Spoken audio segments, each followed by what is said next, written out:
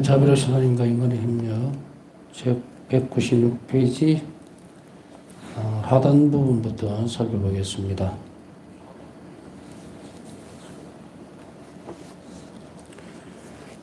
지난 시간에 기도의 조건을 살펴보고 있었죠. 그리스도께서 개인 기도 실천에 대해서 말씀하시면서 이제 구체적으로 기도의 조건들을, 올바른 기도 조건들을 가르쳐 줍니다. 여기서 하나하나를 잘 살펴봐야 될 필요가 있는 것이, 앞전에도 계속 제가 말씀을 드렸습니다만은, 기도는 일정한 조건 하에서 이루어지는 거예요. 내 마음대로 막 한다고 해서 되는 게 아니고, 이 조건이라는 것은 뭐, 법칙이라든지 이런 것을 얘기하는 것은 아닙니다.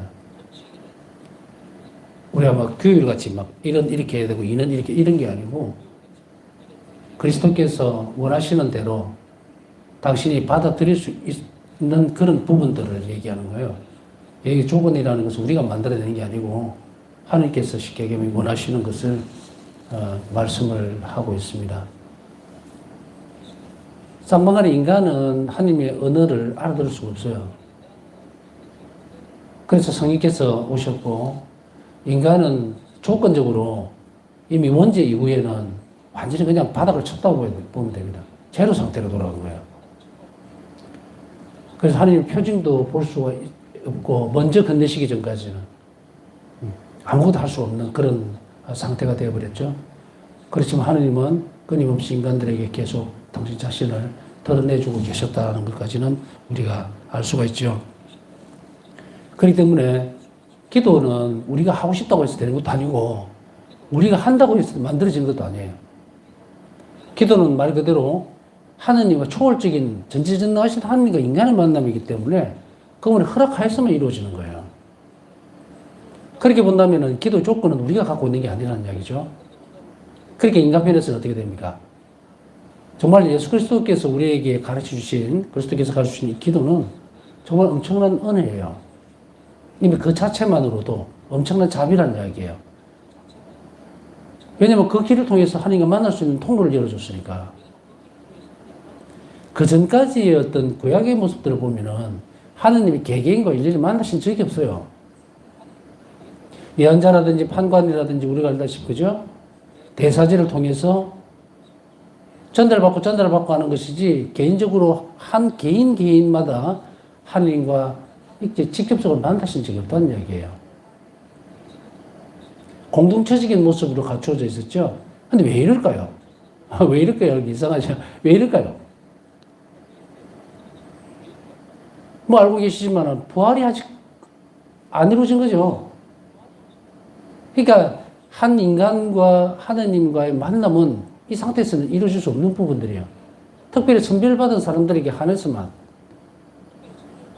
그러나 신약이 들어와서는 어떻게 됩니까? 이제 성체성사로 당신 자신을 남겨주시고 우리가 깊이 결합하시도록 이제 개별적으로 만남이 시작되죠.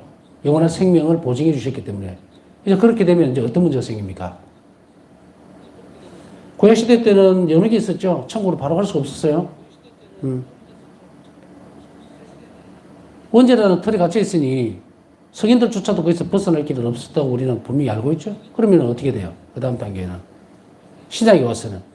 이제 이 조건들이 예수 그리스도에서 자비롭게 다 풀려버렸죠. 그럼 어떻게 됩니까? 임시로 머물 수 있는 어떤 상황이라든지 이런 건 이제 없어져 버린 거예요. 바로 심판으로 넘어가죠. 사심판으로 넘어간단 말이에요. 교리적으로 보면. 사심판으로 넘어가면 어떻게 됩니까? 개인적으로 하나님과 나와의 관계가 있었느냐 없었느냐 문제에서 이 모든 것이 끝이 나겠죠. 그래서 복음의 모든 중심지는 이리로 향하고 있어요. 내가 얼마나 자비로웠느냐, 내가 헐벗고 굶주리고 병들었을 때 나를 돌봐주었느냐, 돌봐주지 않았느냐. 그랬을 때에 그 방법을 통해서 언제 굶주리셨고 쭉 나오죠, 그죠? 의인이나 악인이나 똑같은 대답을 해요. 언제 그러셨습니까? 라고 했을 때 분명하게 드러내신단 말이에요. 넌 내가 굶주릴 때 돌봐주지 않았고, 먹을 거 주지 않았고 쭉 나오죠? 이건 어떤 관계입니까? 1대1이 직접 만나시겠다는 이야기잖아요. 자, 이렇게 보면 기도는 뭐예요? 개인적인 거다. 공동체 안에서의 기도도 하나님께 찬미드리고 하는 그 공동체적인 기도가 있고, 그리고 이게 이제 순서가 있는데, 그걸 지금 다 논할 수는 없죠. 전 세계를 위해서, 국지적으로 우리나라를 위해서, 또 개인적으로, 개인적이 아니고 가까이 있는 작은 소규모로, 그 다음에 이제 이렇게 작게 내려가는 거예요. 그래서 공동체 기도에서, 우리 보편 기도 안에서는 개인 기도가 없죠. 그 안에는. 개인 제약이 없어요. 우리나라를 위해서, 교회를 위해서, 뭐, 아니면 어떤 지도자들을 위해서, 이런 국가 지도자를 이렇게 나가지, 그 보편 기도 제약 안에는 개인적으로, 아무 것이 뭐, 건강은 이런 거 없잖아요. 개인 기도에 들어간다고. 자, 기도 컨트롤 보면 하나님께서 먼저 조건을 제시하셨지만 인간 알지를 못합니다. 그래서 제자들이 예수님과 같이 사시면서 예수님과 같이 있으니까 이제 아버지를 만날 수 있는 길이 열려 있죠. 그러니 물어보는 거죠. 예수님께서는 이제 보면 이 부분을 밝혀줍니다. 자, 그리스도께서는 여러 가지 기도 가운데 우선 주님 기도를 가르칩니다. 사성설교에서 말씀하신 주님 기도 참으로 복음 전체 요약하고 있다고까지 말씀드렸고, 주님의 기도는 7가지 탄원으로 구성이 되어 있습니다. 그 내용은 우리의 모든 문제를 담고 있다. 그러나 이 7가지 청원 전에 그리스도께서는 인간 존재와 관련한 근본적인 진리, 즉 하나님은 우리 아버지시기 때문에 우리는 그분의 상속자라는 점을 상기시키신다. 가톨릭 교리서 2786항에서 2789항. 앞에 기도의 조건에서 얘기할 때에 어떤 말씀을 드렸습니까? 가장 첫 번째가 인간 존재라는 말씀을 드렸죠. 내가 누군가 하는 거야. 내가 누군가. 그리고 내가 기도해야 될, 다시 하면 만나야 될 그분은 또 누구신가. 그래서 이 부분들이 다 결합되어 있다고 그랬죠. 그 다음에 하나님과 우리가 나누는 대화 방식, 이렇게 이제 나누신다고, 이제 다시 복습입니다. 그래서 주체적인 나, 그리고 내가 만나야 될 하나님, 그리고 기도 유형, 이렇게 되죠. 거기에서 우선 가장 먼저 상기시키는 거예요. 내가 누군가 하는 거예요. 주체적으로. 그럴 때 인간 존재와 관련한 근본적인 진리인데 뭐예요? 인간이란 존재는 하나님을 아버지로 모시고 있어야 되는 존재, 이렇게 얘기하시는 거예요. 다시 얘기하면 하나님은 우리 아버지시다. 그리고 그렇기 때문에 그분의 상속자다라는 것을 분명하게 밝혀놓습니다. 그럼 자, 어떻게 된가? 상황이 완전히 바뀌어버리죠.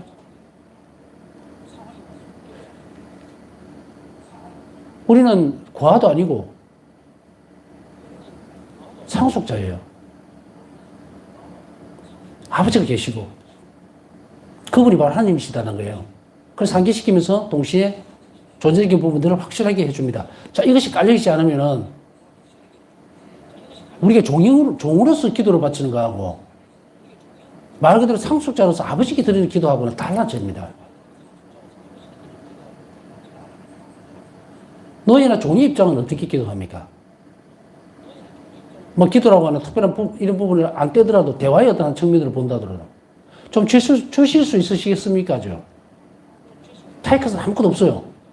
어떤 권리도 없고 요구할 수 있는 그런 주체도 못 되고 그저 주셔야만 합니다. 이것만 그냥 하소연하는 거죠. 종은. 그러나 상속자인 자녀들은 어떻습니까? 아버지 사랑을 믿고 주십시오라고 하는 거예요. 주실 수 있으시겠습니까? 좀 주십시오. 가능하면 좀 주십시오가 아니고 주세요다. 어디에 기대는가? 신분이죠. 신분. 아버지시라는 거예요. 그리고 그분은 사랑이시라는 거예요. 이게 주체적인 거예요. 하느님이시라는 분, 선하신 아버지, 객체적인 분이라고 가르쳐 드렸죠. 주체적인 나는 상속자이자 아버지의 하느님을 아버지로 부를 수 있는 그런 존재면 누굽니까? 아들이잖아요. 물론 우리 여기에서 이 상속자라는 이 개념을 쓸 때에 반드시 예수 그리스도를 배제하고는 아무것도 안 됩니다. 우리는 상속자, 이거는 양자예요, 양자. 진짜 아니죠, 그죠? 양자지만 충분한 상속을 받을 수 있도록 허락해 놓은 거죠. 자, 그러면 그걸 상기하고 난 뒤에 주님의 기도에서 우리라는 소유격은 여러 사람에게 공동으로 해당되는 것으로 하느님의 모든 사람이 아버지이심을 의미합니다. 가톨릭 교리서 2790원. 우리 아버지예요. 내 아버지가 아니고. 공동체 아버지. 전체에. 그러나 동시에 또 하늘에 계신 공적인 부분, 주의 기도를 빼고 내가 개인적으로 바칠 때는 아버지, 저희 아버지라고 불러도 상관은 없죠? 굳이 그것은 안 된다고 얘기할 필요는 없어요. 근데 우리는 이제 이 한국 사람들은 좀 애매해요, 설명하기가. 우리라는 공동체의식이 너무 강하다 보니까 우리 아들, 그 다음에 우리 부인, 우리 남편 이러잖아요. 그럼 여러 명의 어떤, 무슨 말씀 드리고 싶어 하는지 아시겠죠? 우리 남편 이러면 어떻게 돼요? 여러 명 중에 누구다? 이렇게 되어버리죠. 외국에는 이제 그런 개념이 없어요. 보면 아주 개인적으로 딱딱 찍어서 나, 너 이렇게 다지. 전부 다 뭐 붙일 때마다 우리가 간다, 우리가 뭐 한다. 내가 가면서도 우리가 간다. 이런 이야기들. 많이 이렇게 입에 익숙해 있어요. 저희, 우리 이런 게. 그래서 이거는 조금 구별을 지을 필요가 있습니다. 그래서 우리라는 소유격은 공동으로 해당되는 거기 때문에 이것은 모든 사람의 아버지시라는 것을 이야기합니다. 전체의 아버지라는 거예요. 인류 전체에. 자, 이를 기초로 우리는 자녀로서 청할 수 있으며 이 관계에서 다음과 같은 청원들이 흘러나옵니다. 여기서 7가지가 제기되고 있습니다. 이 기초 안에 자녀로서 청할 수 있다. 그러면 내가 하느님의 자녀라고 하는 하느님을 아버지로 부를 수 있는 자녀라는 의식이 없으면 어떻게 돼요? 사실 밑에 청원들은 다 빠져버립니다. 새버려요. 왜냐하면 관계가 틀어져 버리잖아요. 그래서 기도에서는 내가 누구에게 기도를 바치고 있는지를 명확하게 인식해야 된다. 그리고 그 바탕 위에서 기도를 드려야 돼요. 아버지는 사랑이시고 나를 사랑하는 자녀를 받아들이시고 상속을 주실 분. 그래서 그 관계 안에서 아버지께 기도를 드려야 된다. 이 말이에요. 이것 없이 그냥 중얼중얼 하면은 그냥 말 그대로 단어를 그냥 훑어내는 것 외에는 친밀감으로 더 깊이 들어갈 수 있는 여지는 아무것도 없다는 얘기예요. 그렇기 때문에 우리는 가장 먼저 선별적으로 해야 되는 것은 바로 이 관계를 분명하게 인식하고 그리고 기도를 바칠 것을 요구를 하고 있습니다. 첫 번째로 하나님 이름이 거룩하게 되심을 청합니다. 마태복음 6장 9절. 하나님 이름이 아버지 이름이 거룩하게 되기를 청합니다. 두 번째로는 하나님의 나라가 오심을 청합니다. 참조 마태복음 6장 10절. 세 번째로는 우리 뜻이 성자의 뜻과 일치되기를 기도합니다. 마태복음 6장 10절입니다. 계속 그 부분이에요. 우리 뜻이 성자 예수 그리스도의 뜻과 일치하기를. 그 다음에 이 세상에서 살아가기 위한 일용할 양식과 생명 양식을 주시기를 기도합니다. 마태복음 6장 11절 참조하시면 됩니다. 이 세상에서 살아가기 위해서 필요한 일용할 양식 그리고 생명 양식을 주시기를 기도하고 그 다음에 인간의 죄만한 본성에 대해 한 자비를 청합니다. 마태복음 6장 12절 참조하시고 그 다음에 분별의 정신과 깨어있을 수 있는 은총과 끝까지 하나님의 사랑에 항구할 수 있는 은총을 청합니다. 마태복음 6장 13절 분별의 정신, 깨어있을 수 있는 은총 끝까지 하나님의 사랑에 항구할 수 있는 은총 그것을 같이 청한다. 그 다음에 마지막으로 모든 악에서 현재와 과거와 미래의 악들에게서 구해 주시기를 청합니다. 참조 마태복음 6장 13절 가톨릭교에서 2807항에서 2854 여기서 보면요 마지막으로 모든 악에서라고 할 때 현재, 과거, 미래의 악들에서 구해 주시기 묘하죠, 그죠? 현재와 미래는 이해를 하는데 과거의 악들에서 이게 무슨 말일까요? 아주 포괄적인 기도의 내용들이 나와 이 안에 의미가. 악의 활동은요 과거에 있었다 하더라도 현재까지 영향을 미칩니다. 그것을 삭제하고 지금 현재의 악에서 구해주시기를 청하고 보호해주시기만 청하면 안 된다는 이야기야. 이게 미래에도 또 영향을 미치거든요. 이게 뭐냐면 인간의 역사를 타고 들어오는 거예요. 우리가 이 땅에 딱 이 땅이라는 곳에 세상 안에 딱 탄생하는 순간부터 이제 시작이 된 거예요. 하나님 생명으로서 가장 존중받아야 될 한 자녀로서 이 땅에 딱 생명체로 탄생하는 순간에 그때부터 어떻게 됩니까? 내 역사가 시작이 되죠. 그리고 그 역사는 언제 끝을 맺습니까? 우리가 죽는다고 끝을 맺는다고? 아니요. 심판이라는 것까지 가야죠. 끝이 나요. 안 믿는 사람들은 죽음이 끝이라고 보니까 그야 뭐 저기 계산하든지 말든지 모르겠고, 우리에게 있어서는 숨이 떨어지는 순간뿐 아니라 그 역사는, 모든 계산은 어디로 갑니까? 하나님 앞에 가야 되죠. 그러면 이 땅에 태어나는 순간부터 숨을 거두는 순간까지 역사는 하나도 삭제가 안 돼요. 그렇겠죠? 만일에 일정 부분에서 역사가 삭제되어 버리면 내가 어떻게 됩니까?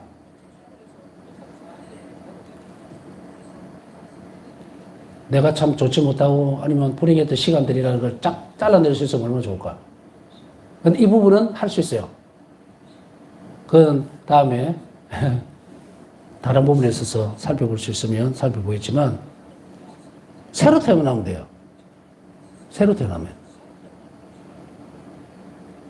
그러면 어떻게 될까요? 세례를 계속 받으면 되겠죠? 1년에 한 번씩이든 보름에 한 달에 한 번씩이든 받으면 돼요. 그러면 태어난 순간부터만 역사 시작되잖아. 계속해서 이러고. 그러다 딱 죽으면 뭐, 곧 가지겠지. 자, 이 부분을 이해하려면 이스라엘 역사를 쭉 이야기하면서 구원사적인 역사와 또 개인적인 역사에 대해, 일반 역사와 구세사적인 역사에 내가 어떤 역사를 살고 있는가에 대한 설명을 앞에 다 해드렸어요. 강의 다 해드렸어요. 그러면 이걸 이야기가 훨씬 좀 수월해질 거예요. 내 역사가 하느님 안에서 하루의 시간이었는지 아니면 내 혼자 살았던 시간인지는 우리가 어떻게 선택했느냐에 따라 달라집니다. 여러분 오늘 하루 어떻게 사셨어요? 구세사적인 그 안에서의 하나님 자녀로서의 내 삶을 오늘 살아냈습니까? 아니면 그냥 일반적인 역사 안에 2026년 오늘 1월 며칠이에요? 21일. 그냥 밤이다. 아침에 일어났고 밤 됐어. 역사 내가 이제 1년 뒤에 돌아다 보면 2026년 1월 21일 날 뭐 흔적이 있으면 그날은 내가 어떤 기념일이었으니까 혹은 기억할 만한 어떤 부분이었으니까 너무 기쁘고 즐거웠다. 끝. 아무것도 없죠. 그런데 이 역사를 그리스도인들이 하느님과의 역사를 만들어버리려면 어떻게 돼요? 오늘 아침 하루의 역사가 하느님과 함께 눈을 뜨고 하느님과 함께 시작한 거예요. 그러면 같은 시간대에서 나는 어떻게 돼요? 이 시간이 구세사적인 시간이 되는 거예요. 내 구원의 역사 안에 들어와 있는 거예요. 예. 내가 오늘 자비로운 일을 하다가 오늘 저녁에 죽었다. 그럼 자비로운 역사로 기억이 되겠죠. 얼마나 하루하루가 시간뿐 아니고 뭐 시간, 날짜 다 얼마나 소중한 역사인지 모르죠. 그걸 잘 만들어내야만 하나님 내 시간 안에서 개입하시고 그리고 활동을 하시는 거예요. 그래서 여기서 보면은 현재와 과거, 미래의 악들이라는 것은 끊어버리는 거거든요. 과거의 악들에서 내가 빠져나와 버려야 돼요. 하나님께 대한 신앙의 고백으로서 하나님께 의탁함으로 인해서. 그래서 우리는 매일 어떻게 해야 된다? 저는 악을 미워합니다. 악을 끊어버리겠습니다. 신앙을 원합니다. 계속 하루하루 이렇게 나가죠. 그러니까 이게 끊어지질 않으면 어떻게 됩니까? 과거의 악들이 현재까지 계속 영향을 미치고 현재를 구성하면서 미래까지 같은 악이 움직여버리는 거예요. 그걸 잘 잘라내죠.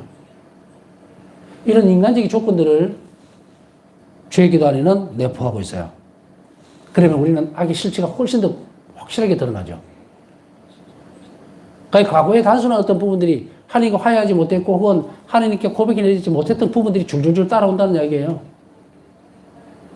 그래서 우리가 세례 때 보면 세례 성사를 집전할 때에 우리가 매번 부활 때도 고백을 하죠. 부활 성야 때 뭘 합니까? 갱신하잖아요. 세례 때. 무엇을 끊어버립니까? 악과 그 행실을 끊어버립니다. 딱 하죠. 그때 딱 잘라진다고. 그리고 그때부터 역사 또 시작되는 거예요. 이제 과거의 그런 일들 그 고백으로 인해서 잘라내버리고 과거는 튕겨 나가네요. 현재는 다시 미래를 어떻게 됩니까? 희망적이게 바꿔나가겠죠. 이제 악을 잘라버렸으니까 고백했으니까 이렇게 되는 거예요. 그래 이것을 주의 기도를 늘 바칠 때마다 하면 어떻게 됩니까? 훨씬 더 수월하겠죠. 잘 연습되어지는 것. 우리 주의기도를 어떻게 보면 목주기도 바칠 때마다 주의기도를 계속 바칩니다. 그죠? 그러면서도 그 주의기도를 바칠 때 이것을 분명히 알아야 늘 매 순간 악을 잘라버리는 거예요. 그럼 어떻게 됩니까? 내한테 영향을 미칠 그런 여유가 없죠. 우리가 그걸 하나님께 계속 청할 때 우리 유혹에서 벗어날 수 있고 악의 고리를 끊어버릴 수 있어요. 뭐 뭉쳐놨다가 뭐 악습을 끊어버리고 이거 뭐 계산서 뒤미는 것도 아니고 실컷 다 쪼물러놓고 그 다음에 뭔가를 보려니까 이게 너무 힘들고 덩어리가 안 빠지는 거예요. 계속 해야 돼, 계속. 싹이 올라오기도 전에 잘라빼야 돼요. 자르고 계속. 그러면 어떻게 됩니까? 맨들맨들해져서 나중에 잡초가 안 나요. 악의 뿌리는 그렇게 뽑는 거예요. 우리가 자주 성찰하고 계속하니까 의탁하고 그분과 함께 가는 그것을 의식하는 것이 어디에서 드러나는가 하면 주의기도에서 다 드러나는 거예요. 요한복음에 보면 예수님께서 제자들을 위해서 기도하실 때에 어떤 제가 몇 번 그걸 반복해서 말씀드렸을 거예요. 아버지 기도하시면서 이 제자들을 또 세상을 위해서 기도하시면서 뭐라고 했어요? 이들을 데려가 달라는 게 아니라 이 악에서 지켜달라고 이곳에서. 마지막 순간까지. 왜냐면 악에서 지금 데려가려면 왜 세상 종말이란 말이에요. 그거 아니잖아요. 물론 언젠가 세상 종말 오겠지만 예수님께서 공생활 중에 활동하시면서 그 기도를 바칠 수는 않으시겠죠? 그죠? 그렇게 하시려면 이미 뭐 당신이 인간이 되실 이유가 하나도 없잖아. 구세스럽게 사건이 일어날 이유가 없죠? 그럼 어떻게 해야 돼요? 당신께서 이미 그러한 엄청난 상상할 수도 없는 십자가상의 죽음을 받아들임으로 인해서 자비를 베풀었으니 이제 이들을 지켜달라고 기도를 하시는 거예요. 그 자비 힘으로. 그래서 이들이 온전하게 마지막까지 아버지를 사랑하고 천국에 갈 수 있도록, 데려갈 수 있도록 그렇게 해달라. 엄청나게 놀라운 기도가 여기에 녹아 있어요. 이 주의 기도에서 있던 이 내용들이 예수님께서 탄원하셨던 기도 그 안으로 들어가 있는 거예요.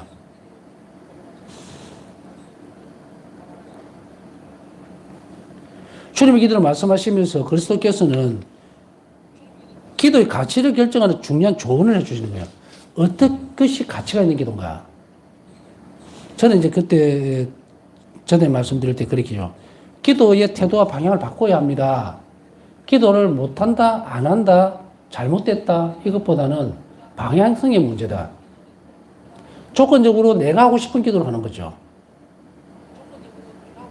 이 기도가 하나님 마음에 든다는 것을 분명하게 교회가 선언하고 있는 기도들이 있음에도 불구하고 내가 원하는 기도를 해버린다는 거예요. 그리고 어떤 때는 정형화된 기도도 내 마음대로 만들어버리는 거예요.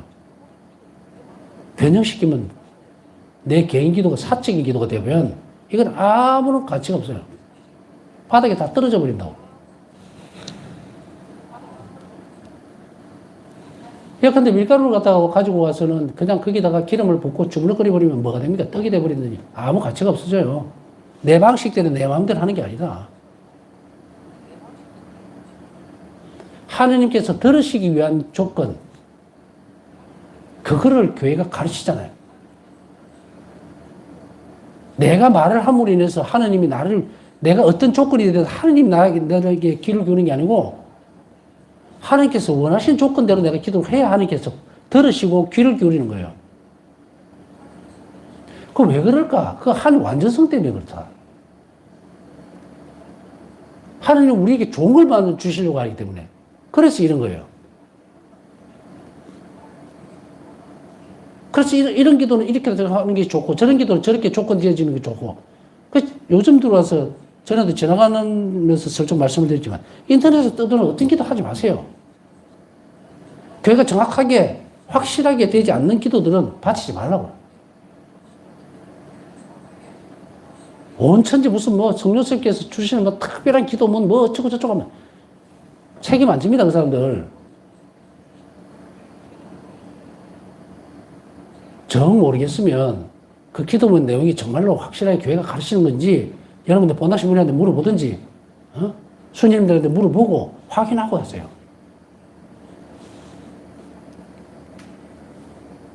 인터넷에 떠돌아다니는 이 사람들요, 책임 안 집니다. 여러분들 생명이 왔다 갔다 해요. 이 기도나 신앙은.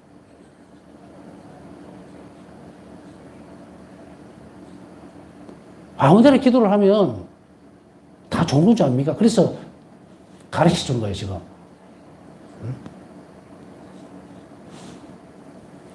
어떤 사람이 옛날에 그런 경우가 있었어요.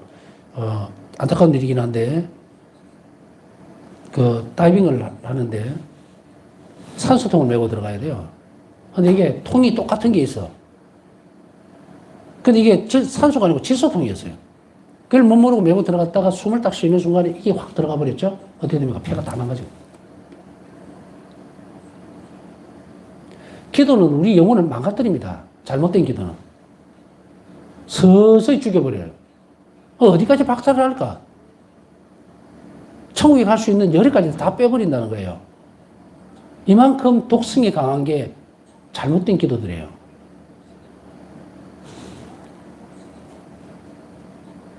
여러분들은 제대로 된 기도를 제대로 좀 바쳐서 하나님과 친교를 잘 이루어야 돼요. 드러나지 않는 것은 악입니다. 기도를 지금 배우고 있으니까 염려스러워서 한 번 더 말씀을 드리는 거예요. 잘못된 기도를 바치게 되면 우리 머리부터 발끝까지가 영혼이 틀어져 버립니다. 변형돼 버려요. 교회는요, 여러분들 영혼을 살리기 위해서 온갖 노력과 또 순교자들의 희생, 그리고 수없이 많은 보이지 않는 수도자들이 노고, 그런 걸로 인해서 성장시키고 줍니다, 생명을. 그러니까 얼마나 중요하게 이 부분들을 다루고 또 익혀야 되는지 아시겠죠? 근거가 없는 것들은 지금 하지 마세요. 지금 주의기도 여기에 들어있는 내용들을 잘 챙겨가면서 기도의 새로운 방향을 주는 게 아니라 원래 기도가 어떻게 해야 되는지를 아직까지 모르거나 기도의 효용성, 효과만 보려고 하는 그런 식으로 너무 익숙해져 있다면 그걸 지금부터 다 버리라는 이야기예요. 기도의 가치라는 말을 하기 때문에 그렇습니다. 중요한 조언을 주시는데 그럼 기도의 가치를 정하는 것은 뭘까? 쓸모없는 기도가 있고 기도가 아주 좋은 기도, 다시 얘기하면 확실한 기도, 하나님 들으시기에 완벽한 기도들이 있는데 그 가치를 결정하는 게 뭐냐 이 말이에요. 산상설교에서 주님은 군중에게 가르치셨다. 너희가 다른 사람들의 허물을 용서하면 하늘에 너희 아버지께서도 너희를 용서하실 것이다. 그러나 너희가 다른 사람들을 용서하지 않으면 아버지께서도 너희의 허물을 용서하지 않으실 것이다. 마태복음 6장 14절에서 15절. 가치를 주는 것은 여기에요. 기도의 가치를. 이처럼 우리 기도의 가치는 건 뭐냐? 이웃을 사랑해야 합니다. 그 다음에 용서하는 것에 달렸다는 사실을 예수님께서 분명히 가르치십니다. 기도를 열심히 한다는 것은요, 남을 용서하고 사랑하기 위해서요. 이게 기도의 가치입니다. 기도를 열심히 하면서도 남을 용서하지 않고 남을 이웃을 사랑하지 않으면 그 기도의 가치는 없다. 제로예요. 그저 내 복을 주는 기도, 내가 복을 받는 기도. 어떤 사람들은 그러죠. 참 나는 기도하면 너무 잘 들어줘서 기도를 하기가 좀 어떤 데는 쭈삣쭈삣하게 이럴 때가 있어요 라고 얘기하잖아요. 그럼 뭐가 잘못됐을까요? 기도를 드렸으니 하나님께 잘 들어주신다는 것은 좋죠? 그런데 거기에서 이 사람은 어떤 잘못을 하고 있어요? 하나님께서 나에게 뭔가를 복을 주실 때는 다른 사람과 나누라고 준 거예요. 내가 혼자 먹고 배가 터지도록 있으라는 게 아니고.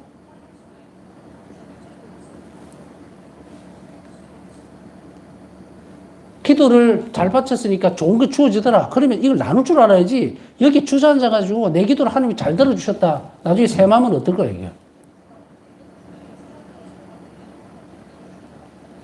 내가 너에게 준 것은 옆에 주라고 죽는데 끌어안고 앉아가지고 내가 청하는 것을 다 잘 들어줘. 그래서 내가 어떻게 보면 기도를 하기도 겁이 나. 이게 제가 35년 전에 들은 이야기예요. 소름이 끼칠 정도로 절망적이었어요. 큰일 났다. 이 사람을 어떻게 가르치지? 응? 한 발짝도 뛰지 못하는. 뭔가를 주게 될 때는 이런 부분들을 가져와야 돼요. 그렇기 때문에 내가 기도를 바친다는 것은 예수님 앞에서 우리가 배웠잖아요. 예수님 기도하시다가도 제자들이 와서 주님 사람들이 저렇게 기다리고 있습니다. 참 병자들도 있고 먼 곳에서 온 사람도 있습니다. 라고 할 때 예수님 어떻게 하셨어요? 딱 기도를 거치고 가자. 기도를 하는 것은 그 일을 하시기 위해서는. 근데 이것만 붙들고 앉아있다.